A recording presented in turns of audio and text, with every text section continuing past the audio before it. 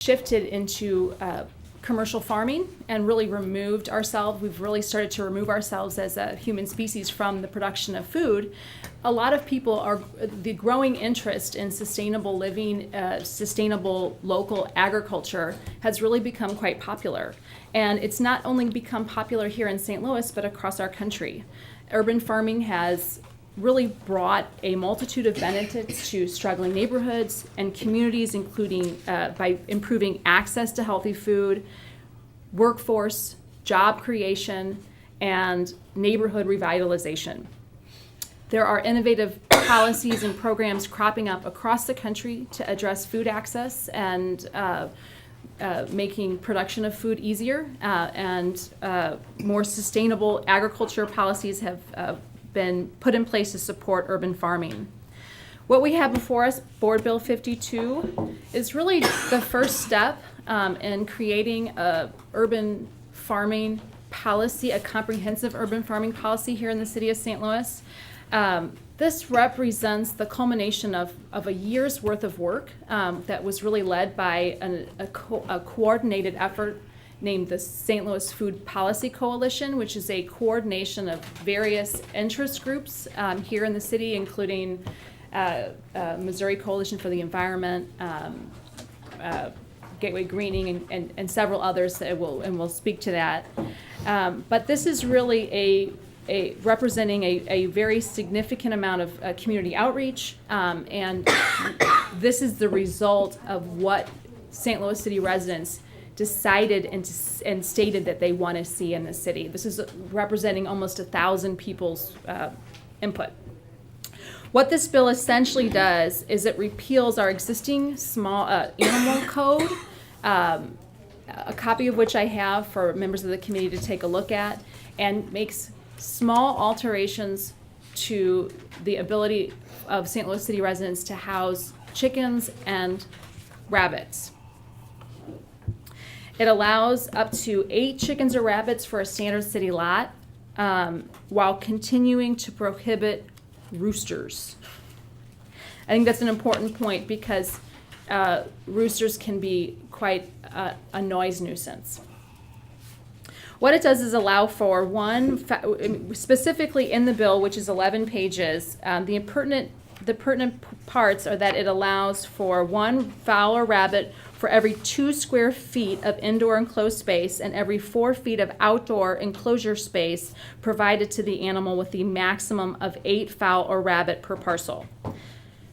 It also allows for an exception with persons who own at least 20,000 square feet of contiguous land, living within 1/4 mile of the property, and obtaining a small animal permit, small farm animal permit by the health commissioner.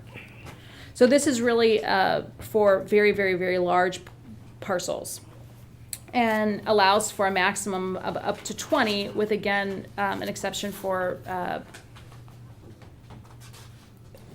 how do we word it? Educational operations. Thank you. It also, I want to point out that it continues to prohibit coops and cages in front yards, and does require that shelters be not only healthy but predator proof. So really safeguarding the animals that we're allowing residents to keep. I think this is a really smart move for the city of St. Louis. As I mentioned, cities across the country are adopting urban farming policies. This was done in conjunction with many of our higher learning institutions. Washington University helped write the bill. We're lucky to have an urban agriculture program here in the city of St. Louis. Harris Stowe has the only urban agriculture program here in the region. We're very lucky to have that. And what this bill does is really support those who are wanting to utilize our vacant land for food production, their backyards, and other blighted areas, and really does kind of facilitate and encourage our residents to participate in the healthy activity of growing their own food. And with that, Madam Chairman, I'd like to call up Melissa Vatterott of the St. Louis Food Policy Coalition. Okay, just 1 second. So the committee substitute that was sent to me by Nolan apparently is different from what I'm looking at here. because what's online and what I was sent, it didn't include honeybees. And you just said up to 20 animals. I didn't read that either in any of these. So what has changed between what you sent me and this bill we have today that's not included in the amendment?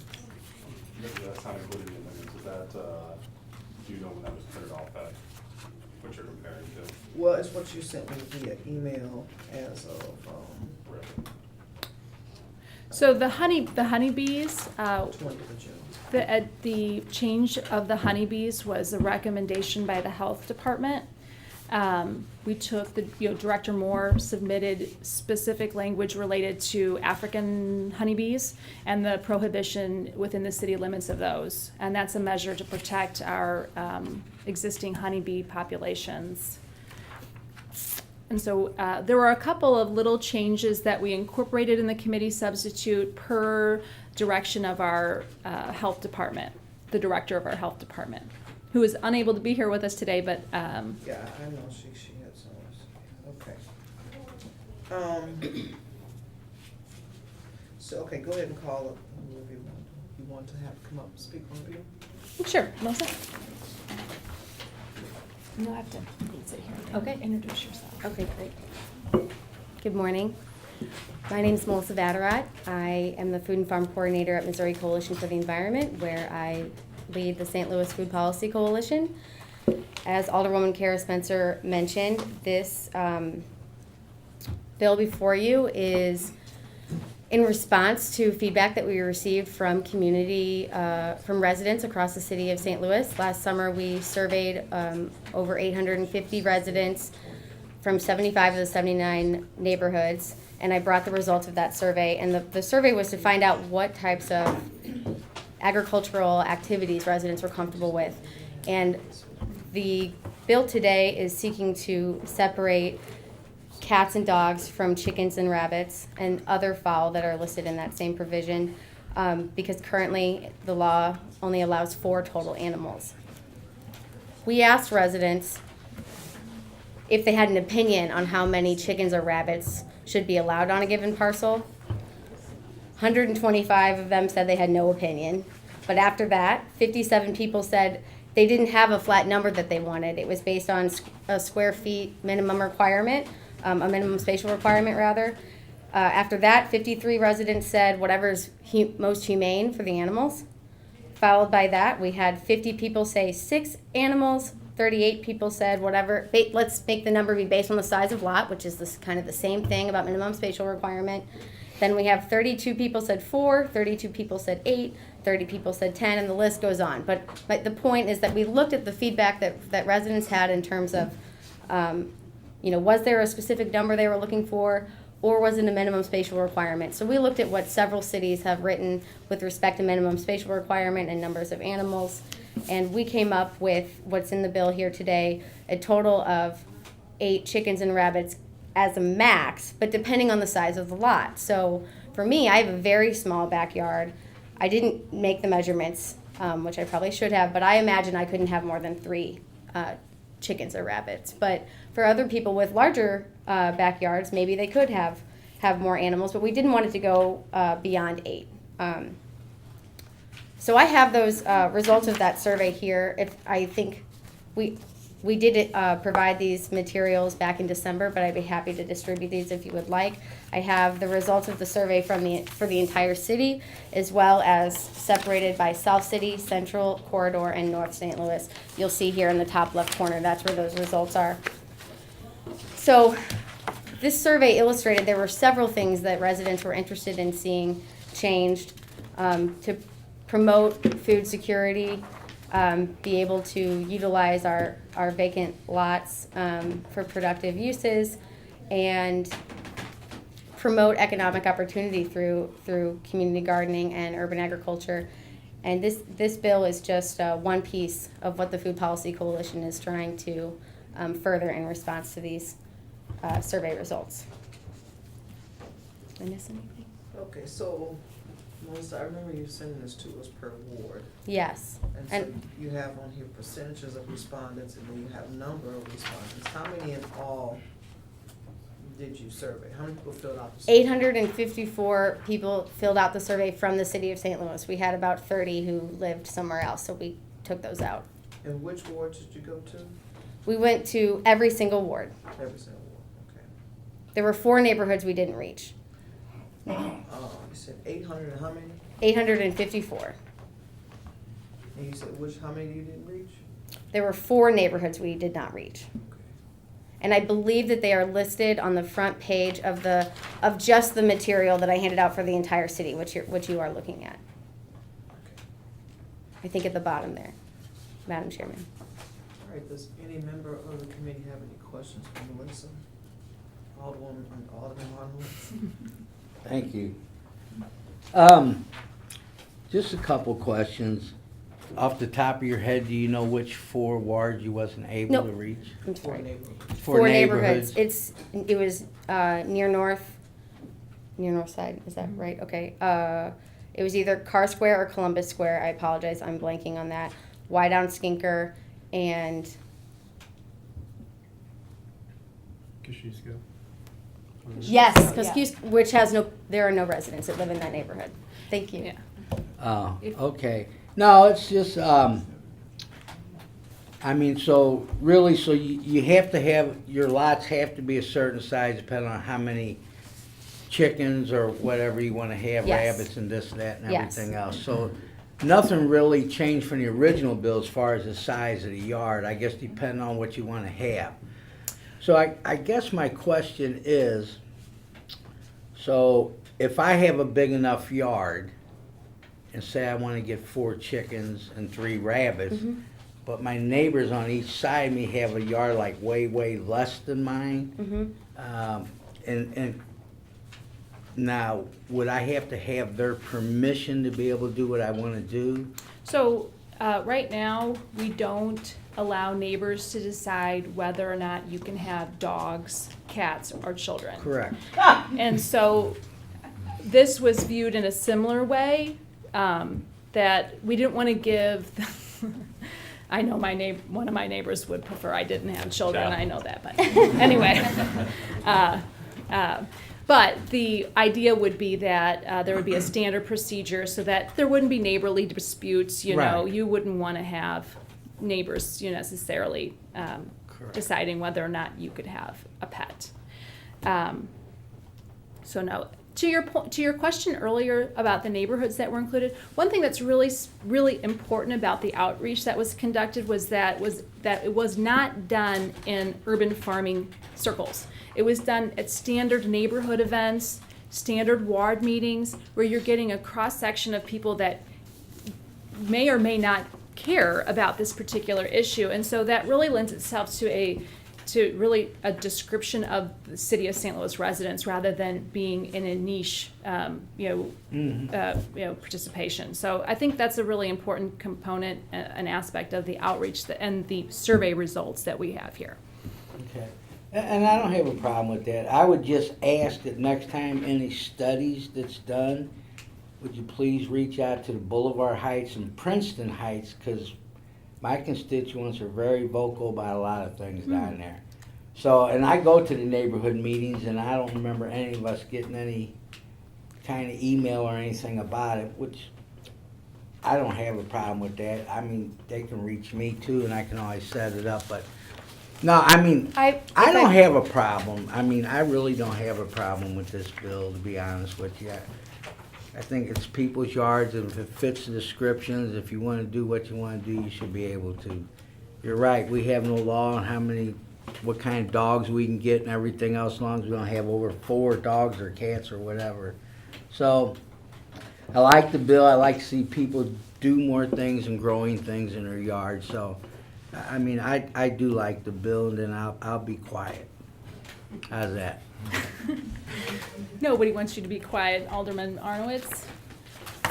Thank you, Mr. Chairman. Thank you. To piggyback on what he said, you're saying that right now we don't tell people how many cats, dogs, or they can't have cats, dogs, or people. But if you want to do parity, if you're gonna allow someone to have 8 small animals, then why can't we have 8 dogs?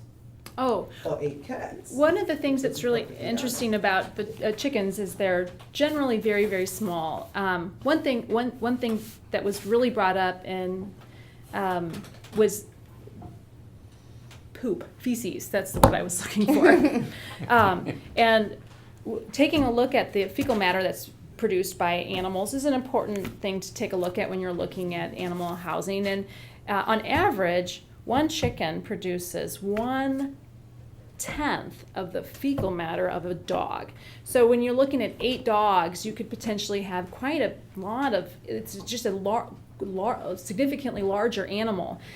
Chickens, generally, you can hold them in your hand. They're small creatures. They're not very big. They're quiet. And I think, we didn't want to try to address the dog.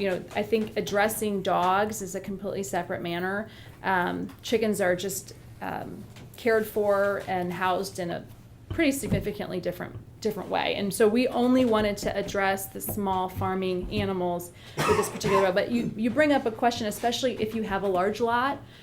Your ward has a lot of very large yards. And I think it's a question that should be looked into, frankly, especially because we have a diversity in lot sizes in our city, where it may be appropriate. We're talking feces. My grandmother had a farm in Summit. They had a lot of chickens. Yeah, Mhm. yeah. Chickens spat poop. They don't poop close. You can't pick it up. Oh, yeah. It's just there. The more it is, and I'm pretty sure in a household it might be different, but the more poop it is, it does stink too. So, that's just the point I want to make. If someone has a chicken next door to me, and they pooping and they don't pick it up, I can still get the same aroma and odor as I can from a dog. Now, we pick up from our dogs twice a day, but someone may not care to pick up chicken poop because it's impossible almost, unless you had a hose and you sprayed it. But a chicken can be just as destructive to a yard as a dog. I'll just be perfectly honest, because we didn't have not a blade of grass in chicken area. That's true. So, they can do the same thing.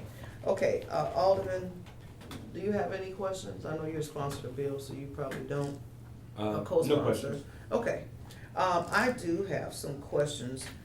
And I'll go ahead and let the people speak, but you're addressing in the board bill, you start out as to saying that there are communities that have the food deserts and they're not eating properly and there's a problem with obesity and so on and so forth. So the animals that are gonna be allowed, and you mentioned pets, but some people may not look at chickens, fowls, pigs, and rabbits as pets. They look at it as food. So since you're talking about food and health and people eating right and being able to get proper food, all these animals basically could be for consumption, correct? They could be, yes. And so my question to you in the bill is, how big does a potbelly pig or Vietnamese pig, as you call it, how big do they get? You can't. So first of all, I want to say that we're not addressing those. We're not changing any provisions related to pot-bellied Right. pigs in this ordinance. We've decided to leave that as it currently the law currently stands as it relates to this bill.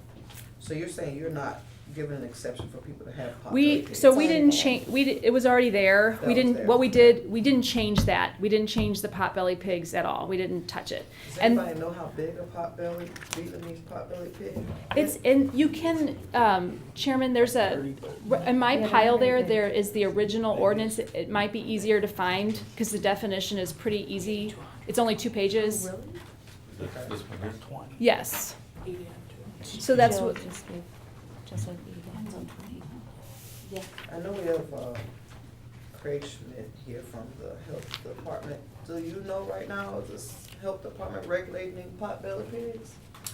Potbelly pigs are currently in there, came in with Jerry Osborne when she was on. Mhm. But do we know of anyone that, Oh, yeah. and I so can- they, absolutely. vaccinations on it, do we know Mhm. how big they get? No? They get very They big. get I've very seen big. some very big. About 30 pounds? Oh, 80 to 80. 100. Yeah. 80 to 100 Yeah. pounds. Mhm. Okay. Very big.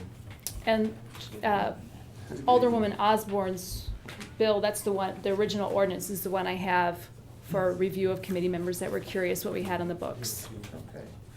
I'm trying to match up to what I had in the email, but let's see. So honeybees, okay, that's something that we want to have on personal property. Now, if someone, as far as the lots are concerned, you're talking about vacant lots in the community. Will the lots be owned by the person that owns the pets?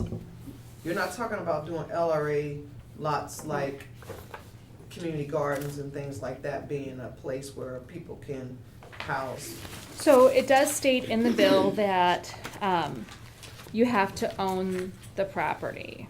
Okay, But what we're doing is allowing the, encouraging the use of vacant property for this activity.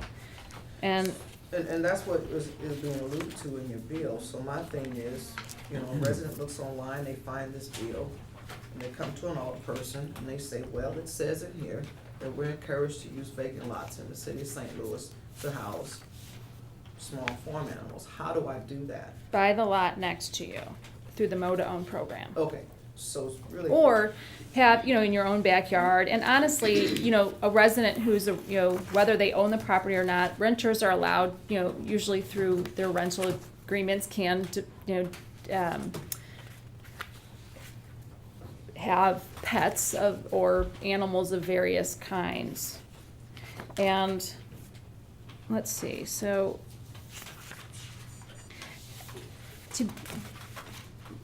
Melissa, remind me, we don't have,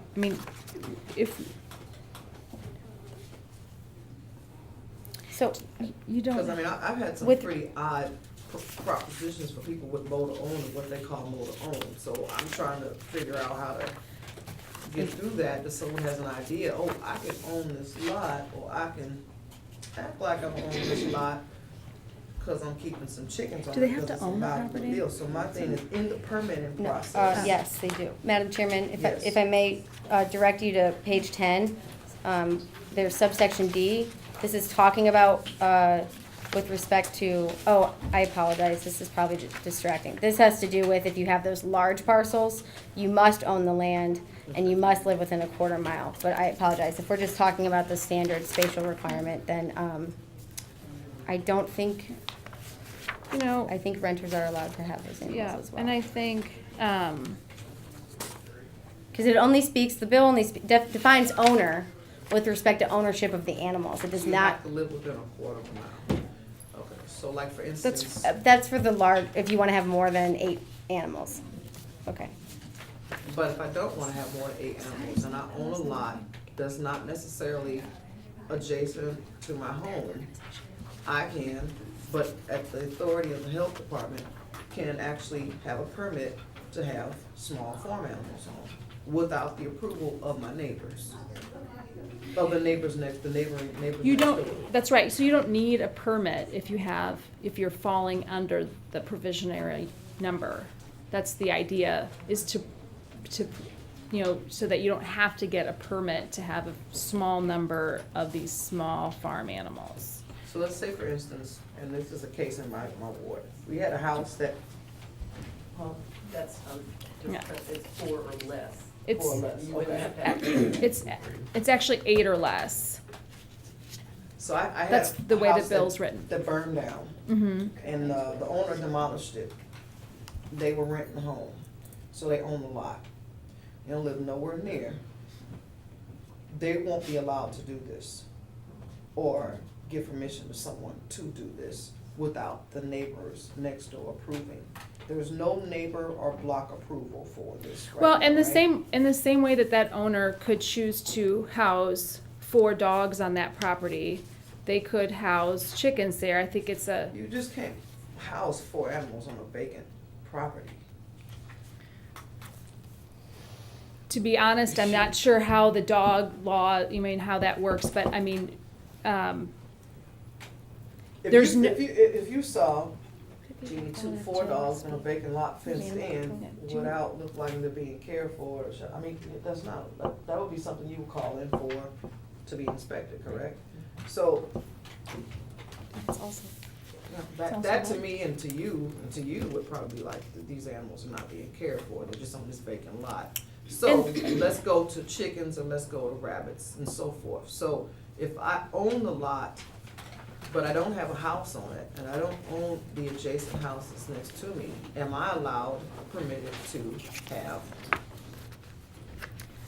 8 or less or 4 or less animals on that lot? This bill does not in any way, shape, or form encourage or allow people to own animals in a irresponsible manner. We're not saying that, I mean, the health commissioner would still, in fact, this bill very specifically gives the health commissioner the right to inspect any and all chicken houses, cages, and coops.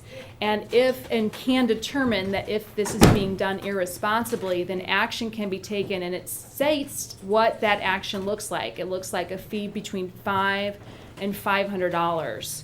So in the instance, in what you're bringing up, clearly to me displays irresponsible animal housing. Yeah. And in which It case, happens every day with yeah, dogs in and which cats. case the health department would still be authorized, and in fact, this very specifically authorizes the health department to be able to go in and inspect and make sure that all animal housing is safe and adequate and healthy. Melissa, could you have a seat? Yes, absolutely. I'd like to Yeah. bring- Thank you for your time. Have you go ahead and have a seat at the top, please.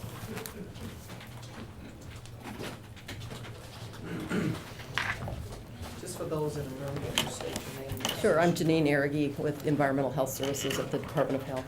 Okay, so in the case of someone's being an irresponsible owner of some of these pets allowed in this bill, would then, and I understand there are fines, we've got plenty of fines. I had someone call me today to ask me to waive their penalties for grass cutting services on their taxes, so they wouldn't pay them.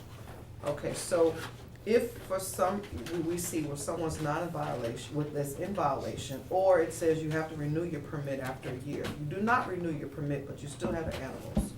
Does that mean the health department, the animal control would then go in and take the animals? How would the health department deal with that? We would probably cite them, summons them for being in violation of the ordinance, and then they would have the opportunity to correct that.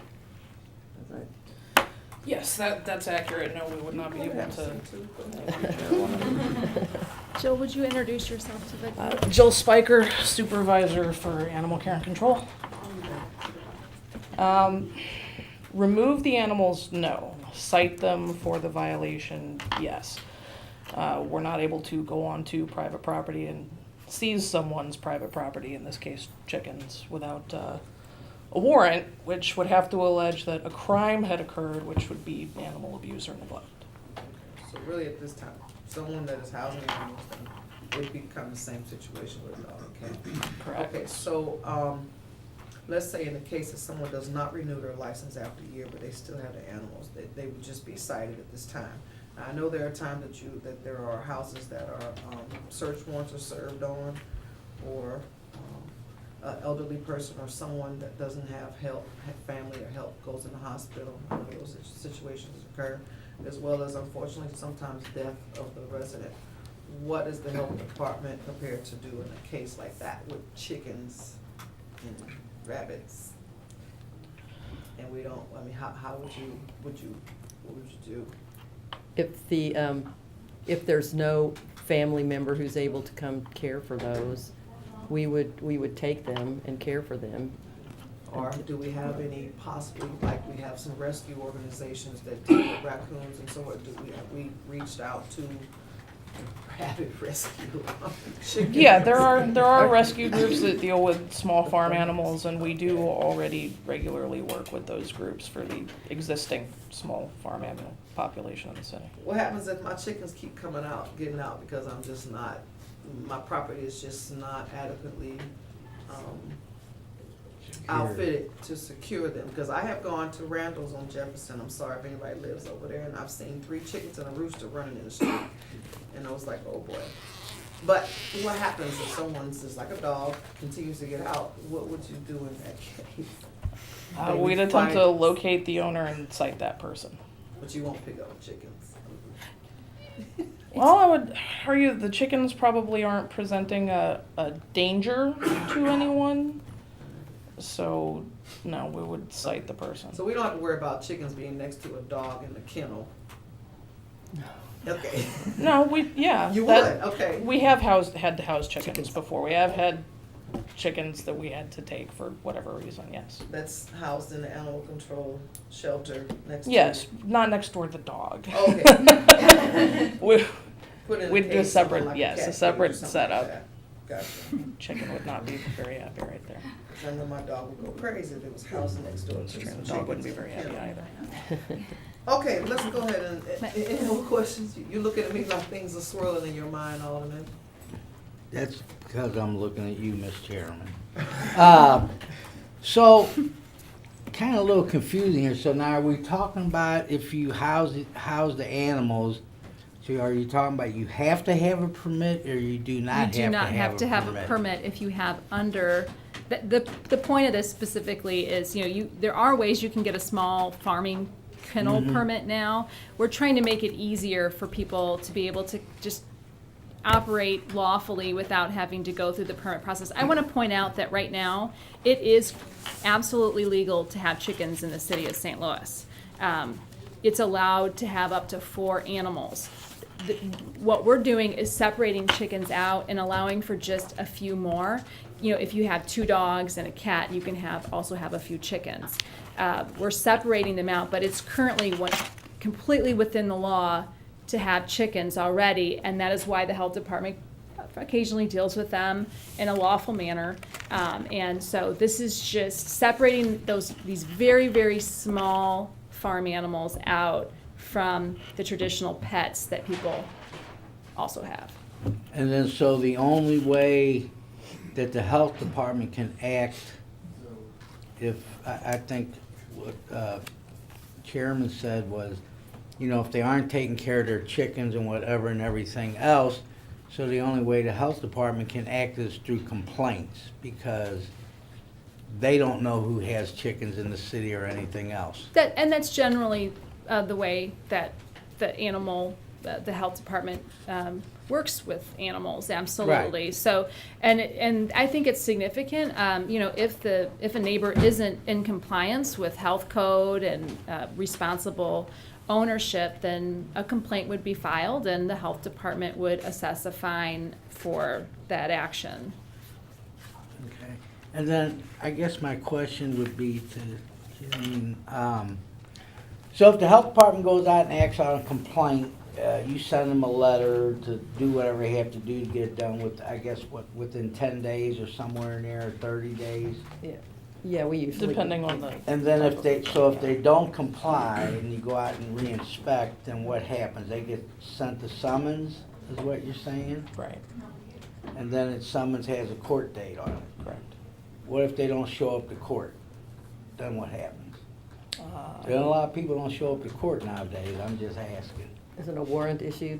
Eventually, yes, a bench warrant is issued for failing to appear to court.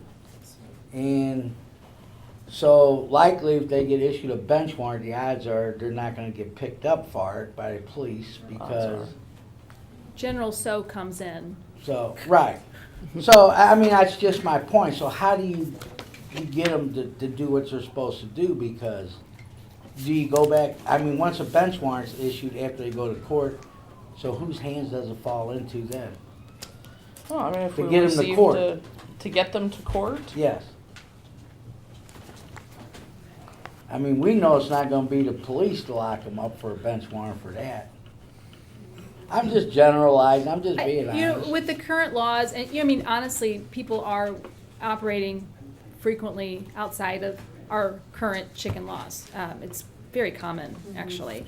And I don't think we generally have massive issues with people obfuscating the courts with regards to their chicken ownership in a general sense. But you do bring up a good point.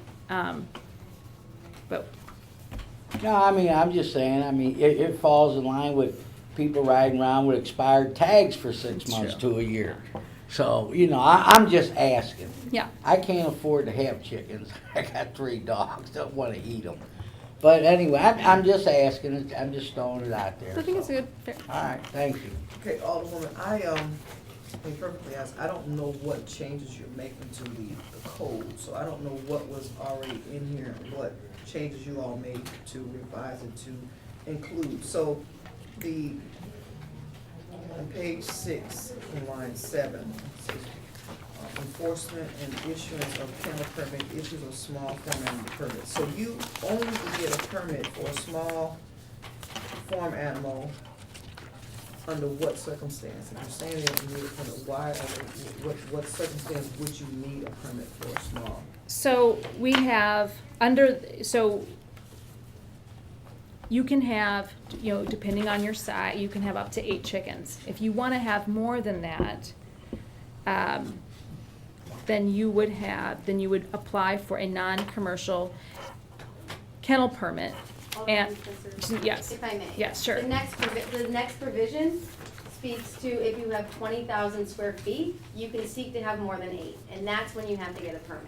Exactly. So So you can't just want 12 if you have 2 lots. You have to have almost 5 lots to be able to even consider having more than 8. exactly, and we actually have an amendment to include an additional provision here just to kind of clean this up.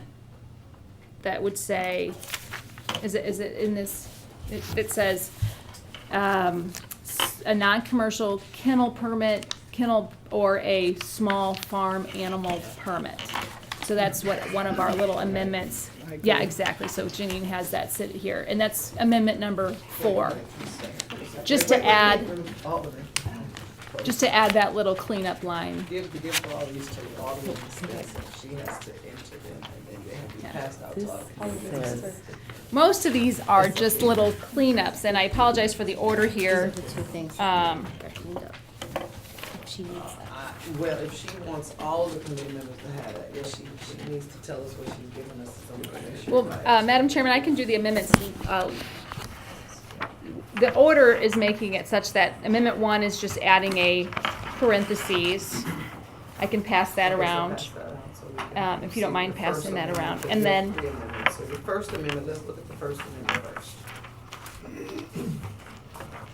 that's just adding a parentheses.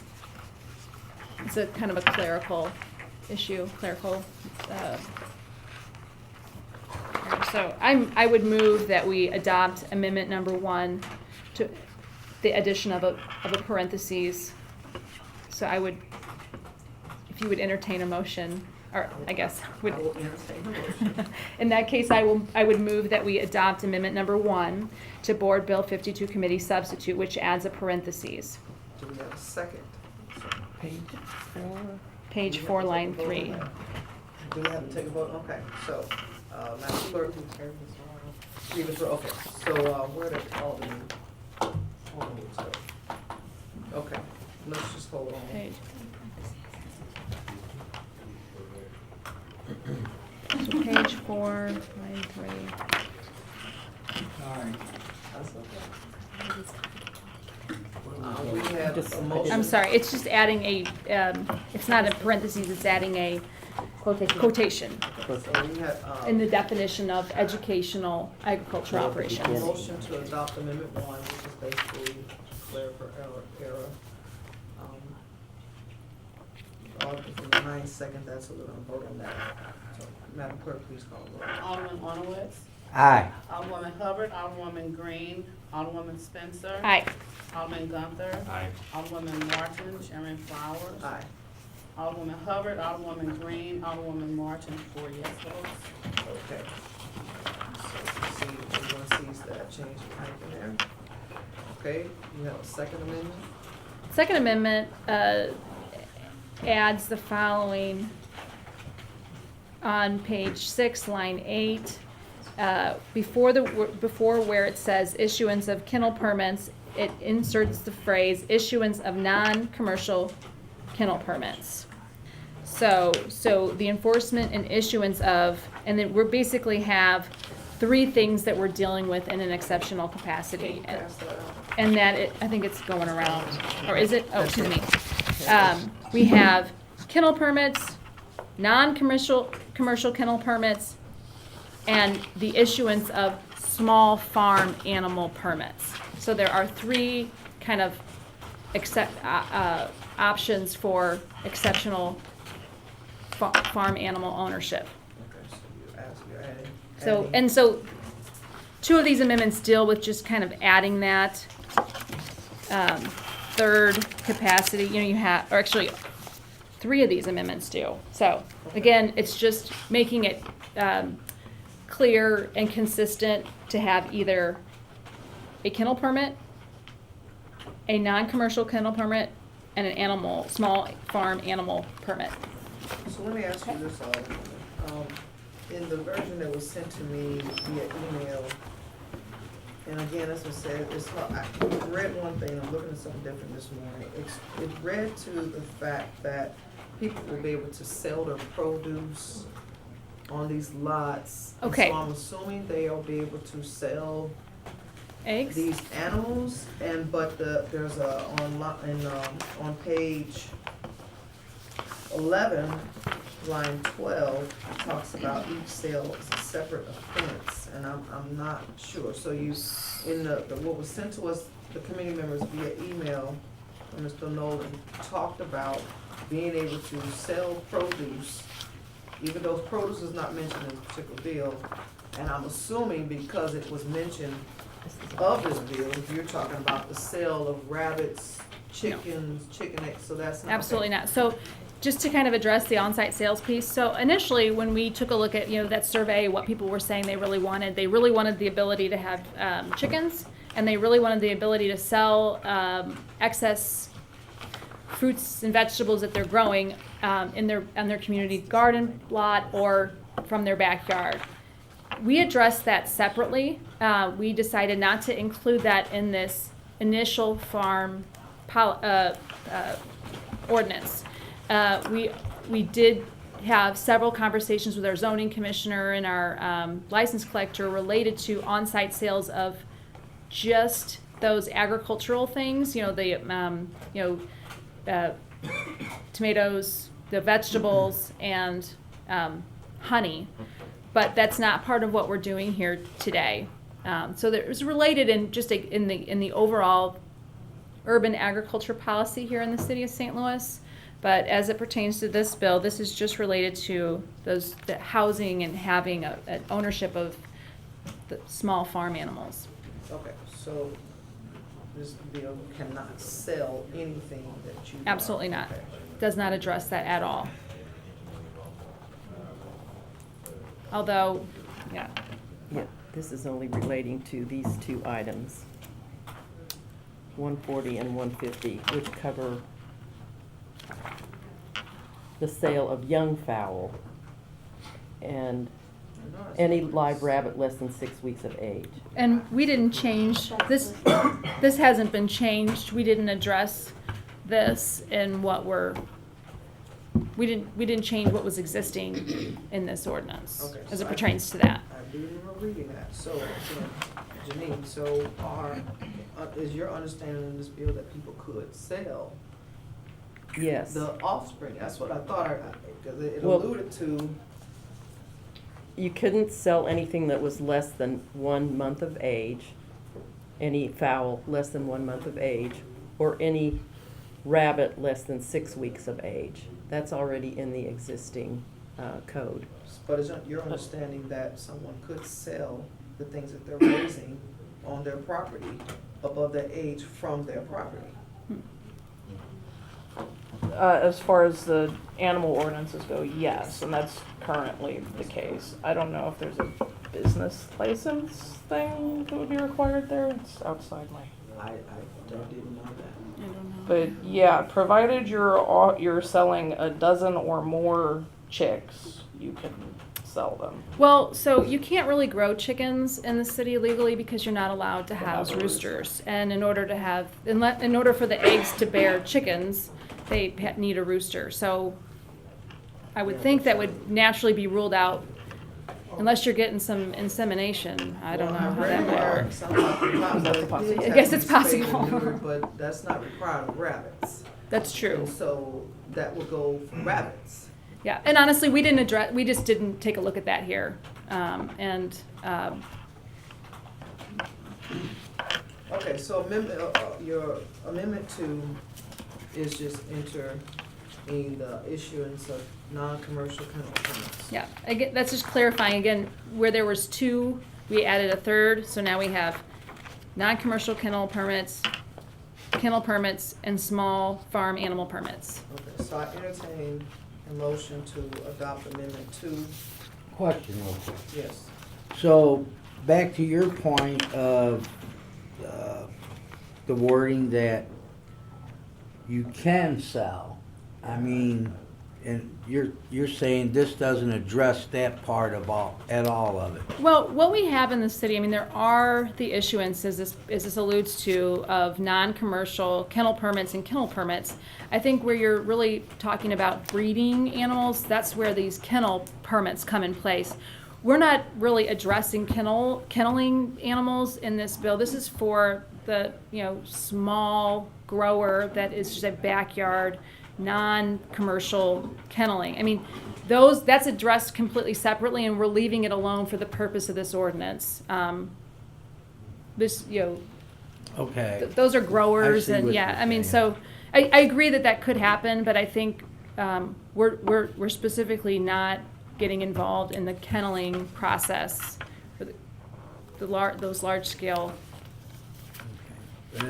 But I think also at the same time it puts a hardship on the health department. If people are doing that, I mean, they're not gonna know about it, to be honest with you. That would still be against the law.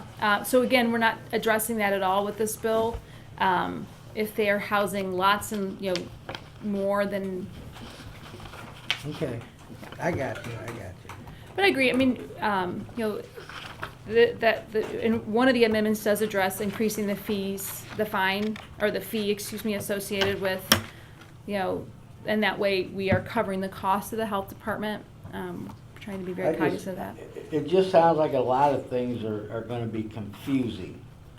So I'm just wondering if maybe we need to somehow just kind of clean this bill up where it's more understandable. But if you're saying we're just separating things but still enforcing the other, There aren't, I mean, the bill is in a pretty standardized form.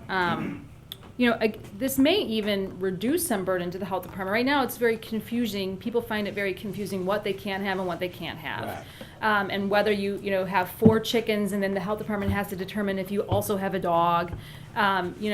It's really a very confusing situation. This works to absolutely clarify that for both residents and the health department. And the health department can say, look, they've got 3 chickens, they're within the law. Right now, the law says if they have 3 chickens and they spot a dog in the window and maybe a cat on the second floor, now we've They got a need a problem. kennel license. So this could actually alleviate some of the burden on the health department from having to address the total number of animals by separating them out. okay. Okay, so, I entertain a motion to accept Amendment 2. Does anyone- I would move that we adopt amendment number 2 to Board Bill 52 Committee Substitute. Right, second. Second. Okay, any objection to previous roll? No objection, we accepted Amendment 2. What's your third amendment? Third amendment is doing the same thing on page 6, line 12, just clarifying that third kenneling option.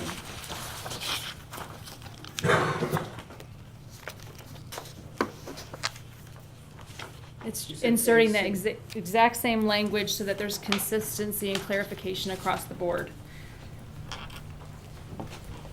And I apologize for these little cleanups. I mean, our acting counsel for the board, Nolan, has been up all night trying to, kind of get these things ready. He stepped in to really fill in for us, and, so I really appreciate that. And, we have volunteer lawyer and Melissa Vatterott for the Food Policy Coalition, who's volunteered a lot of her time and to do this, but, there are some little clerical issues here.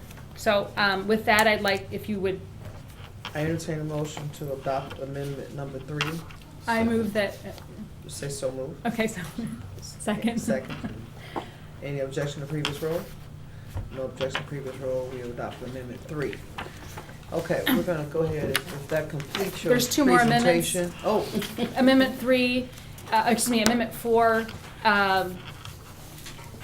changes the permitting fee from $40 to $60 as requested by the health department. It was done in one place of the bill and wasn't done in both places, so this is again just cleaning that up so that the permit fee is increased from $40 to $60 to cover the costs that the health department would bear.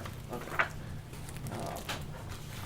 Commissioner Moore did send me the changes, I just assumed it was gonna be in the committee sub, so I didn't know we had. It was, I mean, it was in two places and it Gotcha. wasn't. I saw yeah. it. I was wondering, I Apologize was for gonna that. ask what's the difference, so, Yep. okay. So I entertain a motion So to moved. Second. previous roll. No objection, previous roll, we adopt amendment 4. Amendment 5 again is that third place where we're addressing those 3 different kennel permits, just to make it consistent. So this would be on page 7, line 8. And if the chair would entertain a motion, I would move that we adopt Amendment 5.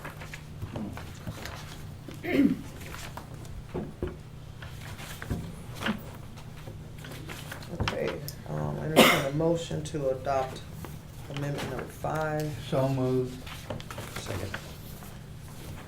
Previous Previous roll. roll, and no objection to previous roll, we've adopted amendment number 5. Okay, you were trying to hand me something else, Alderman. Was it something else for? Yeah, this? it was, I mean, it was just the last one, but we already passed it out. Okay, so this is the ordinance that you amended.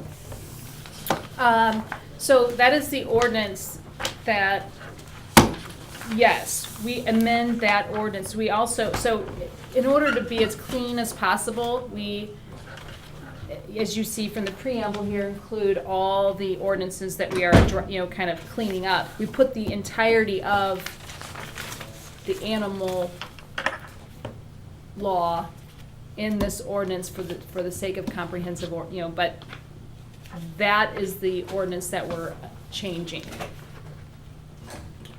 I'm gonna have to refer to my former colleague, Alderman Craig Schmidt, because I know you were here. But didn't Alderwoman Young pass something downtown? Rooster. Okay, Rooster that was Band. not a Rooster Band, okay.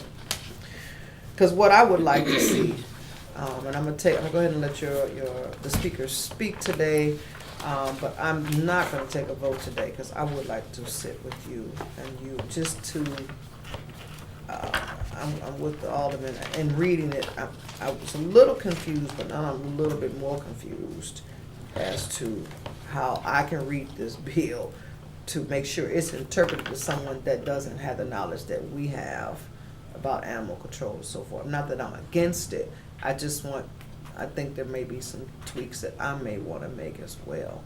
So, but I know this is a public hearing, and we probably, if anything, just reconvene on a Friday or come back next week and just finally pass it.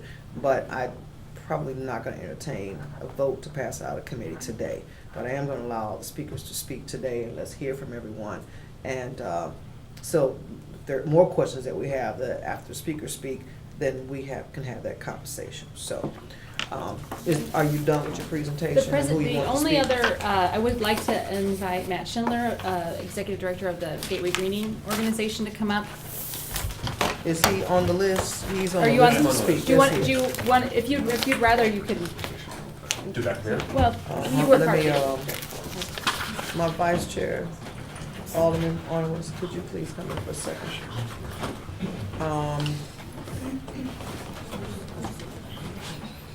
I've got to step out for a quorum. Could you just call the next speaker? What should be? Transportation, which was this happened a half hour ago.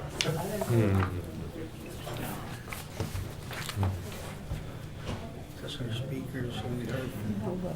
They just don't speak, let me go into it. Okay, okay.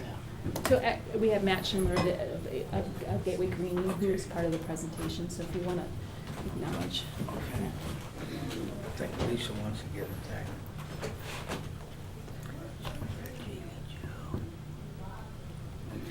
Did everybody sign up that wanted to speak? Michael? We've got another speaker, and then anybody else wants to sign up.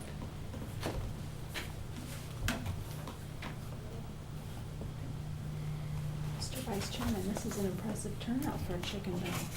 It is, that's why I wore my bright colors. We'll shoot some golf after a while.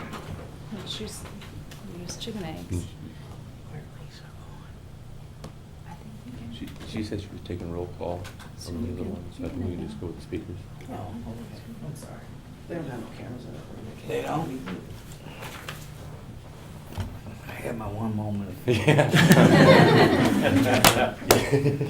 I'm sorry, did you already?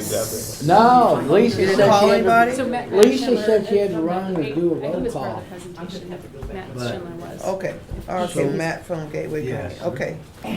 Madam Chairwoman, thank you Yes. for having the opportunity to come today. We, at Gateway Greening, we do support Board Bill 52.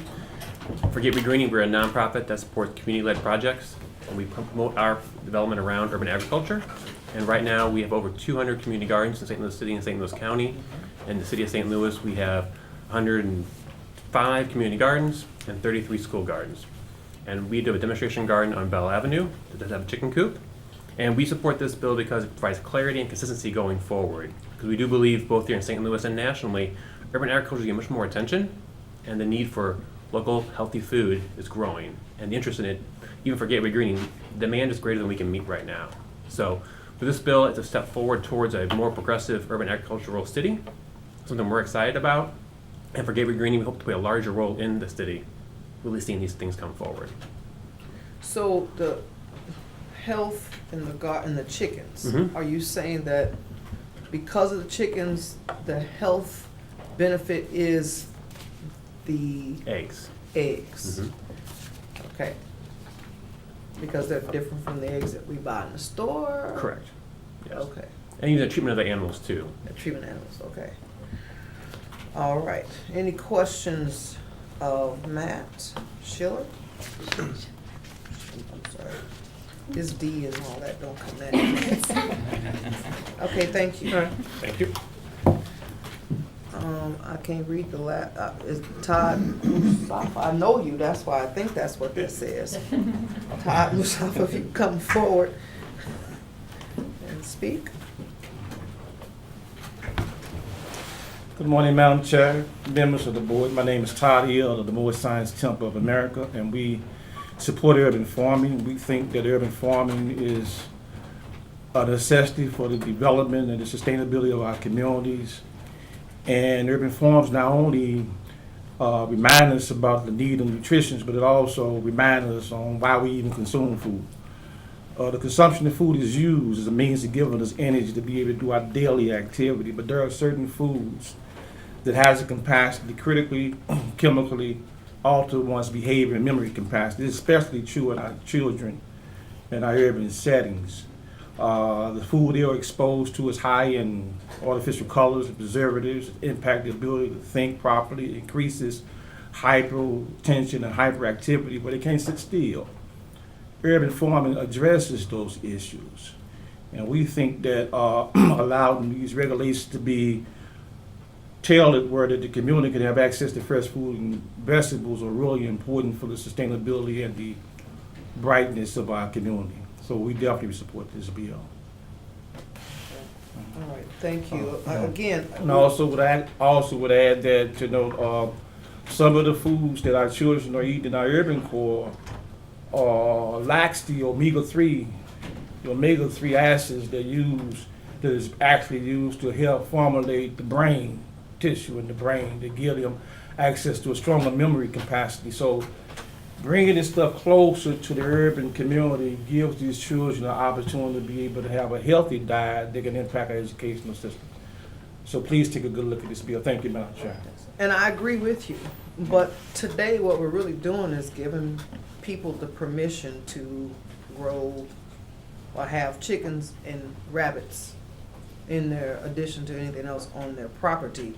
And I'm assuming that the health portion of it is they won't be vaccinating the chickens, so therefore the eggs will be healthier.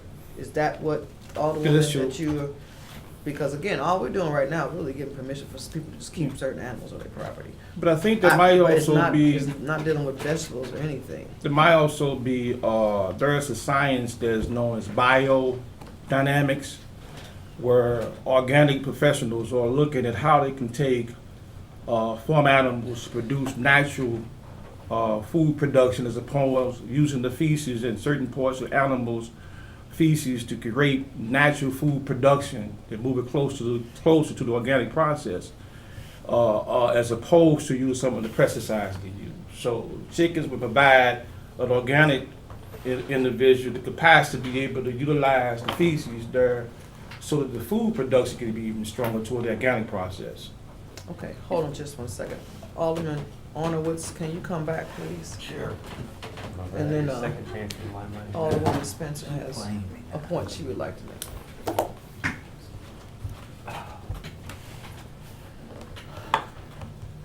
Okay.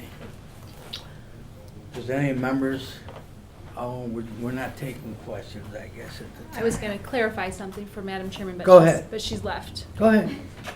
I could clarify for the, I mean, I think to the point that Mr. Todd has made that, you know, a lot of our chickens are eating garbage, or the commercially produced chickens. That's why you can get a dozen of them for 79 cents. They're eating trash. What they produce is not as healthy as a chicken that's eating healthy foods. And if you drive down a street that I represent, Chippewa, that entirety of that street for the entirety of the 20th Ward, we don't have access to eggs. This is producing creating a way to have access to healthy foods within our neighborhoods. So, Well, thank you, Alderman. And thank you. Next on the list is Craig Schmidt from the Health Department. Oh, Just take a walk. Thank you, here you go.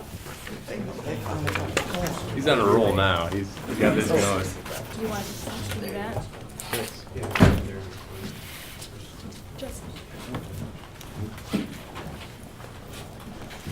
Okay, so just get past out there. I didn't get one. I just passed. Okay. Okay. Madam Chairwoman, members of the committee, Craig Schmidt from the Department of Health. So I'm not going to cover all this, you'll be glad to know, but it gives you some background information. Primarily the Health Department, well, completely the Health Department is not here to talk about zoning. We're not here to talk about a whole lot of other things. The License Collector's Office, we're here to talk about health. We're here to assess, inform, and to assure. So I know that you all have other roles in terms of balancing various policies. There are some really good health policies about this, and also from a racial equity point of view. So in your packet, there's an obesity data brief from our epidemiologist, and it shows you where a lot of our obesity issues lie, which are the same places a lot of our other issues lie that we need to very definitely take care of. And while this will not in itself alone take care of that, it is a great tool. I did attach something that I think you might find interesting. It's about prescribing fresh food for individuals so that we try to prevent some of our healthcare issues as opposed to waiting later on and having the high healthcare costs that we have today. An excellent article, and it does cover a lot. If you want to know about urban agriculture, I would commit that to your reading by Dr. Ann Bellows. It talks about not only some of the physiological that you just heard a moment ago from a number of people who testified, but also some of the mental health issues that go along with that, and some of the community social aspects of that. You know, we are what we eat, we live what we know. In many of our communities, what they know, unfortunately, are these corner stores that give them a bunch of junk. Gives them empty calories. People don't have a lot of money. They rush in there. They get stuff to fill them up, not stuff that's good for them.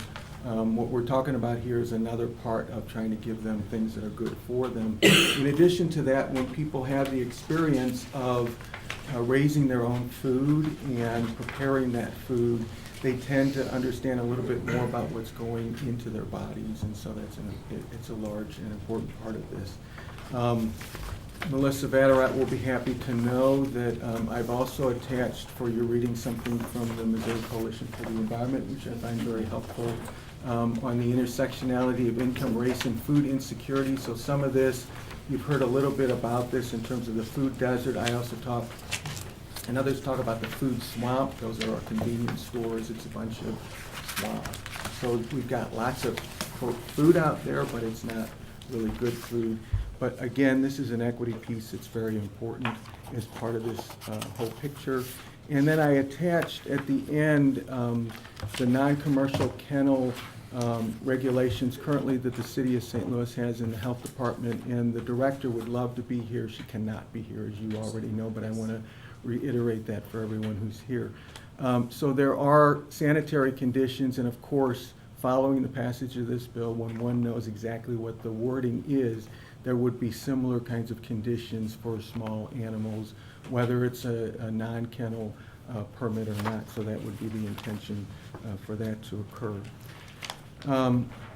And then at the end, as you will see in this list, and again, I will let you know that I no longer say bullet points, by the way. These are discussion points because we also deal with violence in our communities. But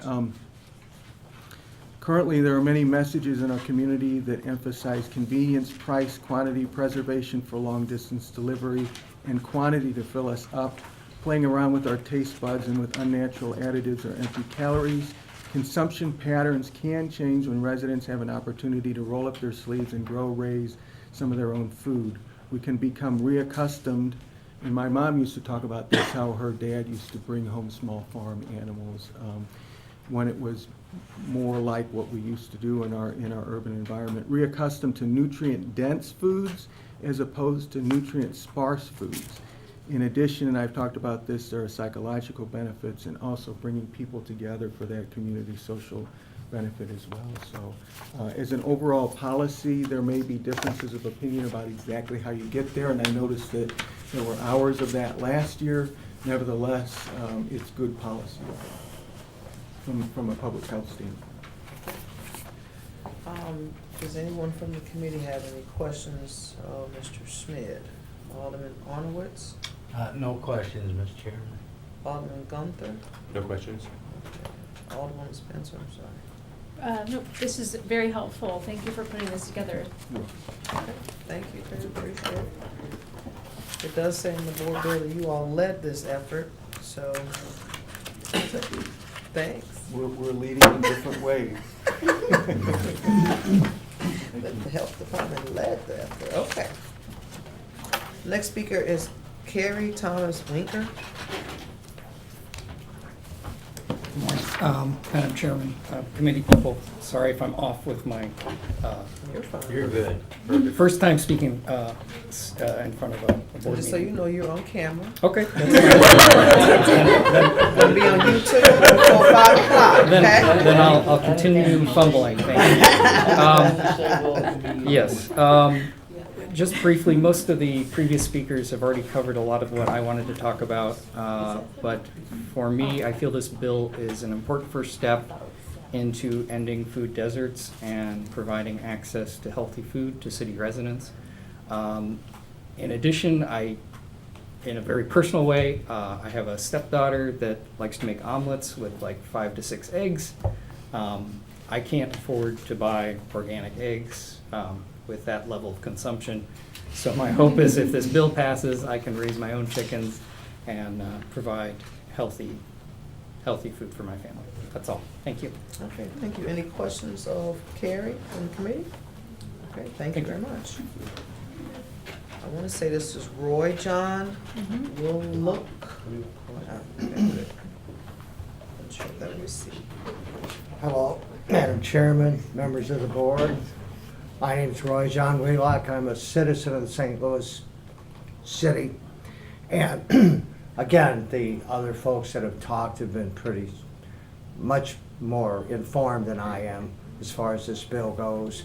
But I'm here to support it. There may be some few technical details that need to be ironed out, but I'm just here in support of it. Okay. Thank you. Any questions of Roy? All right, thank you.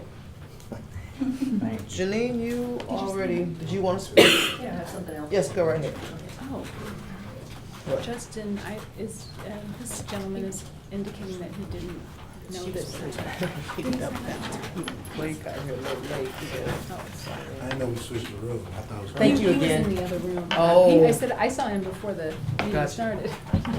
Go ahead. This is kind of a cost analysis that I wanted to share regarding the change in the fee for the non-commercial kennel permit, for the farm animal permit, and kennel permit. So the fee of $40 was established back in 1993 and hadn't been adjusted since then. So I did this quick cost analysis to kind of give the information about what the permitting process would involve in terms of our animal control officers and administration at the health department. And so you can see that the costs outweigh the fee that we're asking, the fee increase we're asking, and being cognizant of Hancock rules, we want to make sure that that information is shared with the board. Well, I don't see anything in here that includes inspection of the ground, so I'm assuming that falls on the duty of the animal control officer. Yeah, it's the very first Oh, there it animal is. control I officer. see inspection. Mhm. And obtain signatures. What would the animal control officer obtain signatures for? So currently, our annual application for a non-commercial kennel permit, and I'm sorry I didn't bring copies of this, but I can provide that, requests information from the neighbors. It's attached as the last thing That's just for the Compile petition of consent, including name, address, phone number, and signature of each property owner within 50 feet of your premises as a commitment of their approval of your application for a non-commercial kennel permit. And where is that in the board bill? It's not in the board bill, it's in the regulation that was established by Commissioner's order. It's in the regulation, okay, so it's in the regulation established by the commissioner order. Mhm. This is a recent thing? No, This is, it's been in it, so, because we're adding, we just added non-commercial kennel permit to. no, that's been in existence It's since been existing, okay, it's 1993. just the language of the bill that didn't have it, okay, cause I'm gonna compare the old bill to the new bill so that I can try to see what the changes were. But, so when someone wants to get a non-commercial kennel permit, we call it, yeah, here, then it says, in the old ordinance, kept for personal pets such as domestic animals or their offspring are not sold or offered for sale or used for breeding. So when someone goes in for a non-commercial kennel permit, they're given guidelines saying that they are required to get the signatures of those within 50 feet? Yes, And that's what you're saying that sheet says? this permit sheet, yeah, does. Can say. you make sure that we get copies of that Yes. to the committee, please? And we have a non-commercial kennel permit specifically for chickens that was issued in 2012. So you want copies of those things, okay. Okay. The ordinance does, both prior to and the current amendments, or the current new board bill, allow for the commissioner to make regulations and rules around this process. Okay. And right now, we have how many animal control officers? 7 and 1 per performance. Okay, so outside their duties as to what they do now, which is dealing with stray animals, and soon, hopefully, the shelter will be something that won't be a matter of the animal control officers. They will be out also monitoring, inspecting, and so forth of these coops and things. Okay. All right. Any questions of Janine from the Health Department, from the committee members? All right, thank you, Janine. Thank you. Jill, did you want to speak, or? Yes, please. Okay, come right on up. Thank you, Chairwoman, committee members. Jill Spiker again, supervisor for animal care and control. To the point that healthier animals make healthier food, I wondered if you'd like some information to consider about space requirements for the chickens. I did a little bit of research on a paper from an UMSL professor, Purina's recommendations for chicken coops, and public forum called backyardchickens.com. General consensus among people who raise the chickens in this manner as opposed to a factory farm manner is that they require about 4 square feet of indoor space and 10 square feet of outdoor space per chicken. Yeah, I think in here, I saw the 4 feet indoor, but I thought it said that it was 2 feet indoor, 4 feet outdoor, but that's what I saw on the email, so I'm not sure where it is in here. I believe that's Okay, the on correct page 10, bill. it says minimum of 2 square feet per animal space of inside structure. You said 4 should be, and then you said for outdoor, it goes to talk about pounds of aquatic animal per 10 square feet of outdoor space. 10 square feet. Mhm. So, I know. Alderwoman Spencer. So, in a general sense, in a small animal capacity, this is absolutely in line with standard advocate thinking. In talking with Gateway Greening, for example, or in considering what Gateway Greening is doing with having 20 or wanting to have 20, chickens, to have the 4 square foot for 20 chickens would mean a coop the size of 80 square feet, which may be excessive for having 20 chickens. I think what we could do is absolutely keep this in mind and say under, with 8 chickens or less, requiring 4 square footage per chicken while allowing for those exceptions of the organizations that have more. We don't want to require Gateway Greening have an 80 square foot coop for 20 chickens because that's sort of excessive in that case. But recognizing that for the smaller number, you would absolutely want to have, Well, according to the bill, it only talks about the square footage of an inside animal. That's true. I thought it said in the email, it talked about 4 square feet for outdoor, but I don't see that in this bill. It is, let me see. So it should be in there. Most like, as to where. May I come in and look at your copy?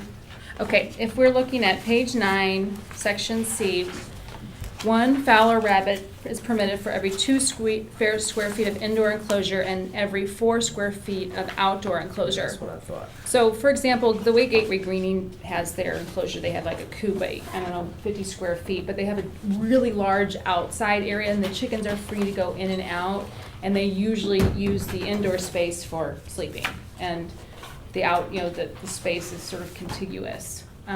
But I think what she's saying is regulations for those that are not Gateway Greening, Mhm, for sure. those that are at home, and that Just for the general welfare of interpretation the of someone that wanted to have chickens in their backyard, with the exception of Gateway Greening, that there need to be those, possibly those changes from 4 to 10 at a residential home, and we may need to Sure. just make that might be one of the cleanup Mm-hmm. things that we add. I think that would be a very friendly amendment to include. Yeah, in order just for the chickens to be able to express normal behaviors like foraging and pecking, a 5x5 outdoor area per chicken is generally recommended. Yeah. And then in order to have enough roosting space and shelter inside a coop, 4 square feet. 12 inches of roosting if you wanted to go that specific. Sure. I think that would be Okay, So Alderwoman, I've seen on social media, you post pictures that you have chickens. You keep them inside sometimes? I have a similar setup. First of all, I have bantams. They're miniature sized chickens, so they're not full size. Yeah, so they're I like mean, really small. That right? wouldn't even need that much. So space. they're the definition of and Yes. you can keep them, but so they have a coop, and then they have an enclosed area that's secured around them. Excuse me, they have a coop, and then they have a cage that keeps them secured and free from predator attack. Because we have a lot of predators in the city, raccoons and possums love to eat chicken legs. I know a couple of cats that can Yeah, take a exactly. chicken down too. That Yeah. would probably get past all of that. Okay. So, Anything else, Jill? Yes, as we're, considering changes to the, to replace the portion of, talked about the non-commercial kennel permit and then, pot-bellied pigs. This might also be a good time to consider amending the section, that requires the pot-bellied pigs to be vaccinated against pseudo-rabies. Pseudo-rabies is a reportable condition in pigs in the state of Missouri, and if it's found in pigs because it's so contagious and threatening to the food chain, the whole herd of pigs has to be euthanized. So it's actually illegal to vaccinate your pig against pseudo-rabies because it can produce antibodies which cause a false positive to the test. In that case, these vaccines are actually no longer produced, so it can't be administered and it's illegal to be administered. So this might be a good time to remove that language from. And so that would be line 5, page 9. Commissioner who must receive certificate of immunization from a licensed veterinarian. That, so we might want to strike starting. Well, we'll I'm saying from maybe mid 3, line 3 to line 9, we may have to omit, is what you're saying, that there will be no more requirements of vaccinations, but with that it also talks about in the bill that you gotta get the pig spayed or neutered. And that could be left. That's not an issue.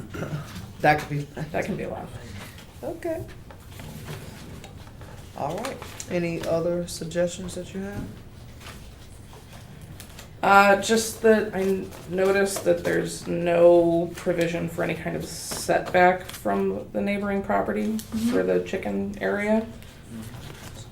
And just that it might lower any potential nuisance issues that my staff would have to contend with Yeah. if there was a small setback. we thought about that. So I was involved in a chicken ordinance in University City about a decade ago, and there was a setback requirement, and the result of which was that folks with smaller yards were forced to kind of coop their chickens in the middle, and it sort of presented an equity issue for yard size for people. We wanted to keep it in line with setback requirement or lack thereof when it comes to dogs and other things, and kind of just kept in line with other animal housing in the city. That was our current thinking on it, but we did think through it. I believe Director Moore was part of that conversation. So, I mean, my thought is, I don't have any fowls or chickens, but I do have dogs, and the things that they focus on the most are squirrels and birds. If they get fixated on this poodle next door, if they get fixated on this chicken that could possibly poke his head through, and then my dog bites off the chicken head, and then I'm gonna be part of a civil suit because my dog bit off the chicken head because it came through the fence. yeah, I guess they could technically do that to a poodle head as No, well. poodle but- head can't get through the fence. He goes through the hole of the fence next to my neighbor and gets out, but he don't put his head through the fence. But I could see a chicken getting caught up, And then a neighbor wants to make a Poor complaint that my Poor dog dog. got, tried to pull the chicken through the fence. Yeah, We'll we look have at that. experienced that Yeah, I with can see dogs that. also, yeah. So, my coop, for example, is directly next to the neighboring property, and they have dogs that are pretty active. And I should say by active, so I've protected my chickens by applying a netting on my side of the fence that prevents them from entering the yard next door. And I made it incumbent upon myself to protect my chickens. Well, you are a responsible animal owner, and you might think of your chickens as pets, because I don't see you wringing your chickens' necks or chopping off their heads. Okay, I think all you want is eggs. If I'm not mistaken, because I'm gonna tell you, when you chop off a chicken head, they gotta have a good little way to fly before they drop. I just want you to know. Well, I have to tell you, as somebody who has slaughtered chickens, if you let them fly and drop, the meat tastes quite different because you allow the adrenaline to really pulse through it. So it's better to hold the chicken while they... We didn't know that. My grandmother would chop a chicken head and it would fly about 30 feet, and then we had to go get it, put it in the boiling water, and pluck it. And there are people that don't look at chickens and rabbits as pets, and the way they consider how they eat or kill their food may not be the same way that you do. Yeah. And so somebody, and I'm looking at the guy right now, I got him right there on the corner, Schweitzer and Bacon. The way he treats his dogs and his cats, a chicken would be no different. If a chicken got chumped up by a dog, he really wouldn't care. It just would be not roadkill, but yard kill. Just don't have to kill it. Just put it in the water and take off the feathers. But we just might have to look at that. We'll look at that. I can see, and I know you all did your due diligence to go through each neighborhood, but I'm perfectly honest, when you came to my meeting and my people filled out their survey, I don't think any of them thought about having no chickens. I don't think any of them thought about having them next door. They just answered your survey because they were being polite. So, and Lisa's one of my constituents, so, I think we do, in some cases, need to look at that setback, because my people wouldn't have any idea, and they would think, okay, I'm gonna have a chicken, and then the chicken's eating my flowers. Now the chicken is pooping on my driveway, and I don't want this chicken. I just think we got to think of the people that do not look at a chicken or a rabbit as the same way that you do. And I think in some situations, I would just hate to get that call from a constituent about that dog versus chicken scenario, because some folks might let their chickens run free in their yard. Who knows? I don't know. It's just something to consider. Okay, Jill, are you done with your suggestions? Yes, ma'am. Okay. Any questions of Jill from the members of the committee? No. All right. Thank you very much. Thank you. Ryan Alberton. He's Ryan- left. He left. Scott. Criminaker? Mm-hmm. Spare you the, Yeah, I would the have hassle of butchered having to that. go through that. I'd have butchered that bad. I will make this fairly brief. Just have a couple of comments. I did play a bit of a role in shaping the ordinance, just providing some background research. So just to give you some context, to the extent that the number of animals is an issue, the increase to 8 chickens really puts us in the mid-range of what other cities have done. So we're not at the extreme end one way or the other. This is something that cities that try to encourage urban agriculture are starting to do, and that puts us firmly in that sweet spot, the center of what other cities are doing. The other thing to consider is that while this isn't directly related to growing vegetables or doing gardening, this is one of those steps that cities that try to encourage or foster urban agriculture are taking. So to incentivize urban agriculture, policy signals like ordinances about farm animals tell other potential growers or urban farmers that it's okay to move to the city. It's okay to start doing your activities in the city. So it starts to revitalize or at least spur more urban agriculture. if you're looking to do that, and you should, because urban agriculture is a big community builder, it's a big revitalization tool, that's something that this particular ordinance will move us further toward. That said, that's really all I've got for all of you. Hey, any questions? I have one question. Mm-hmm. Professor, could you talk about have you, in your research, have you found any other cities require a setback from neighboring yards? Yes, they do. So can you describe what is typically required? It depends on a number of conditions, like the size of the coop. Often it's related to the number of animals that you have. So it varies quite a bit. Mm-hmm. Some of it's lot size related. So I can't give you much, I can't give you like a firm, like so many feet is expected. Would you, in the interest of amending this, would you be willing to provide some Sure. some of the research you've already conducted and kind of helping us guide what that might look like? I think what I could do is give you a range of what Sure. other cities have done. That would be really helpful. I appreciate Okay. it. Sure.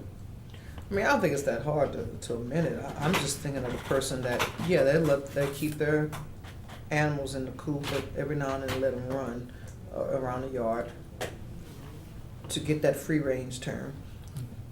And I'm just saying, even if it's a chicken wire fence that keeps them a foot from the exterior fencing, I don't think that's too hard to lay out in words in here. I mean, that's what I'm thinking. Was that what you were thinking, Jill? Yes, that both the coop and the outdoor enclosure would have a bit of a setback. Right, yeah, gotcha. Okay, thank you, Scott.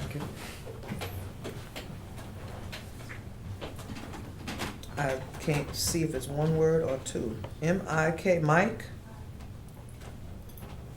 Or Micra? Micra? M-I-K-E-R-B-A? Okay, Justin? Now, you're the last speaker. Did someone else sign up to speak and didn't get to speak? That I'm just not getting your name right? Okay, go ahead, Justin. Hello, thank you all for letting me have the privilege of talking here. First and foremost, I'm in support of the bill. The reason why I am is because my neighborhood, we live in the food desert. I live in the 26th ward. The closest grocery stores we have is probably like 2 miles away.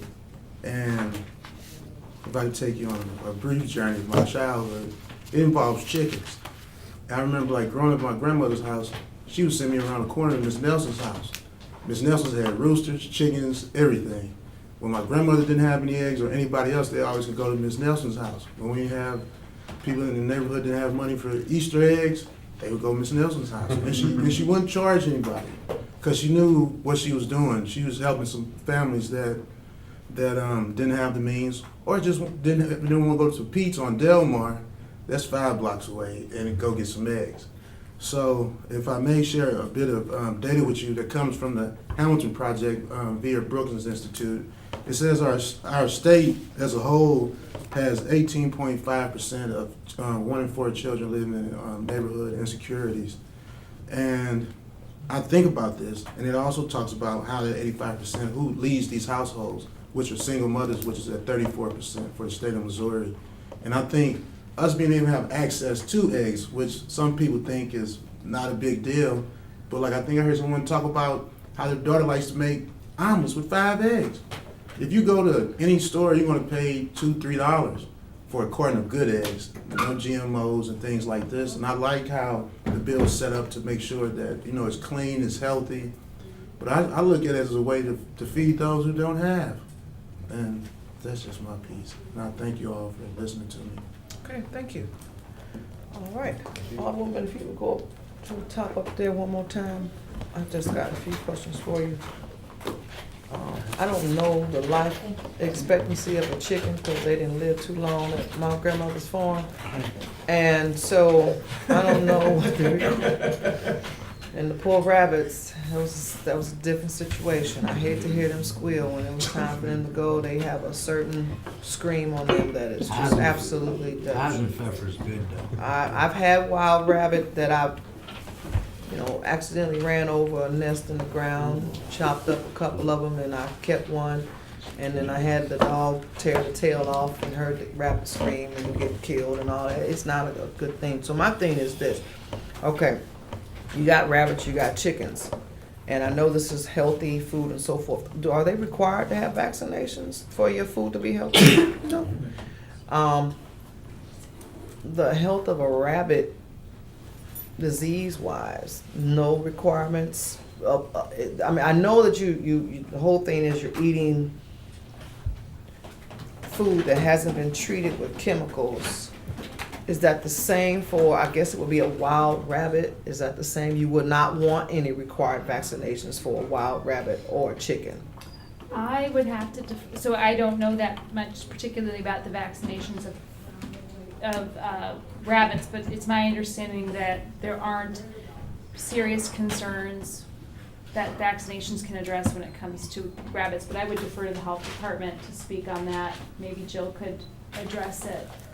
Well, no, that's not what I'm asking. What I'm asking is you're going to be eating of your wild game, of your farm animals. This is all about healthy eating. And I know a lot of people mention chicken eggs, but again, you said you know how and have slaughtered chickens. You're going to eat the chickens. You're going to eat the rabbits. So are you concerned of the issue of not having them vaccinated or anything like that? I mean, is that a health concern that the public thinking, okay, great, I'm going to go ahead and start raising my own animals for cleaner, healthier meat, but is it something that they should be informed by the health department as to what to look for the health of their animals that they're keeping? Because I'll be perfectly honest, my grandmother, if a chicken, if the feathers was halfway off the chicken, it was time to kill it. And you ate it. And I didn't know why the feathers was coming off the chicken. I didn't know if it was plucked. I didn't know if it was sick. But is there anything that a homeowner who's never raised chickens or rabbits should be concerned of health-wise with an animal that's not immunized? Do we know anything about that? I know, the question being posed to me, I know of no reason to have concerns. I personally don't share any concerns, although I would be open to information from the health department or other professionals on the subject matter, because at this time I don't have any concerns. I'm going to research that. Okay. If there are no other questions from those on the committee, again, I'm going to probably sit down with the alderwoman and with Director Moore? Yeah, I know that the bill says this effort was led by the health department, and I know I got some emails from Melba with the changes, I guess with the amendments, but Jill had information that I'm just wondering why I didn't get into that group. So, I just want to just get us all together so we can make sure we got a good solid bill that we understand and that the public can understand when it comes to this trial and error, like the motor-owned thing. Lord, the motor-owned thing about drove me crazy in my ward. But I guess we're going to work out them kinks. So, okay, women, we're going to go ahead and conclude the meeting for today. And we'll pick up again, we'll probably do it again next Wednesday or something. We'll get some times down. And if I may, we have an air quality control bill that we'd also like to hear in this committee. It's also, that is absolutely being led by the health department. And so we could couple them together at the same time if that's easier. Because we only got 3 weeks. I'm assuming you want to pass this out before we go out in July.